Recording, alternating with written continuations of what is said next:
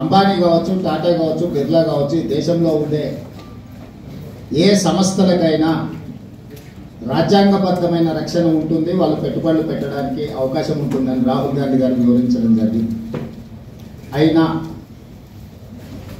జర్నలిస్టులు కావచ్చు, రాజకీయ పార్టీలు కావచ్చు, పదే పదే తెలంగాణ రాష్ట్ర ప్రభుత్వానికి ప్రతిష్టాత్మకంగా తెలంగాణ రాష్ట్ర ప్రభుత్వం భావించి ప్రారంభించిన యంగ్ ఇండియా స్కిల్స్ యూనివర్సిటీకి కార్పస్ ఫండ్ కింద ₹1,00,00,000 కార్పొరేట్ సోషల్ రెస్పాన్సిబిలిటీ కింద తెలంగాణ రాష్ట్ర ప్రభుత్వం ప్రారంభించిన యంగ్ ఇండియా స్కిల్స్ యూనివర్సిటీకి ఇస్తాము అని చెప్పి ఆమోద లేఖ ఇవ్వడం జరిగింది.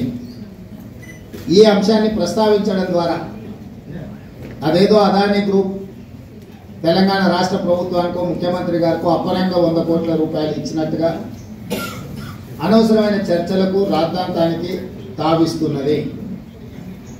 వాస్తవంగా ఇన్కమ్ ట్యాక్స్ క్లియరెన్స్ లేకపోవడం వల్ల ఇన్కమ్ ట్యాక్స్ నుంచి మినహాయింపు తీసుకోవడానికి రాష్ట్ర ప్రభుత్వం చేస్తున్న ప్రయత్నము నిన్న మొన్ననే 80B కింద రాష్ట్ర ప్రభుత్వానికి యంగ్ ఇండియా స్కిల్స్ యూనివర్సిటీకి అనుమతి ఇవ్వడం జరిగింది. ఇప్పటి వరకు ఏ సంస్థ నుంచి కూడా తెలంగాణ రాష్ట్ర ప్రభుత్వం తన ఖాతాలోకి ₹1 కూడా తీసుకోలేదు, ఇంక్లూడింగ్ అదానీ. అయితే అనవసరమైన చర్చలలో తెలంగాణ ప్రతిష్ట కానీ వ్యక్తిగతంగా నా గురించి చర్చ జరగడం, మా మంత్రివర్గ సహచరులకు నాకు ఎలాంటి సుతారం ఇష్టం లేదు. అందుకే స్పష్టంగా నిన్ననే రాష్ట్ర ప్రభుత్వం తరఫున అదానీ గ్రూప్ ఆఫ్ కంపెనీస్కి మా అధికారి జయేష్ రంజన్ ద్వారా లేఖ రాయడం జరిగింది. జరుగుతున్న వివాదాలు, ఆరోపణలు, రకరకాల పరిస్థితుల వల్ల తెలంగాణ రాష్ట్ర ప్రభుత్వం మీరు ముందుకు వచ్చి ఉదారంగా తెలంగాణ యంగ్ ఇండియా స్కిల్స్ యూనివర్సిటీకి ఇస్తాన్న ₹100 కోట్ల తెలంగాణ రాష్ట్ర ప్రభుత్వము స్వీకరించడానికి సిద్ధంగా లేదు.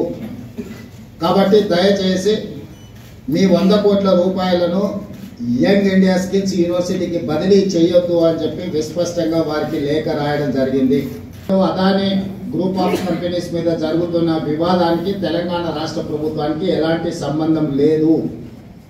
అదేవిధంగా ఒక గొప్ప ఉద్దేశంతో లక్షలాది తెలంగాణ నిరుద్యోగ యువకులకు సాంకేతిక నైపుణ్యాన్ని నేర్పించడం ద్వారా ప్రపంచంతో పోటీ పడాలన్న ఆలోచనతోని యంగ్ ఇండియా స్కిల్స్ యూనివర్సిటీని ప్రారంభించినము.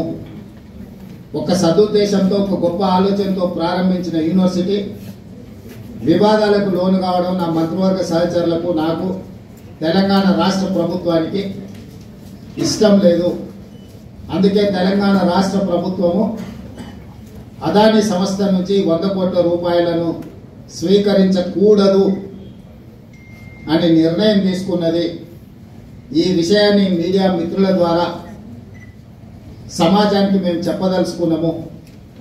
అనవసరమైన వివాదాలలో మా రాష్ట్ర ప్రభుత్వాన్ని, మమ్మల్ని లాగొద్దు అని చెప్పి మీడియా మిత్రులందరికీ కూడా నేను సూచన చేస్తున్నా.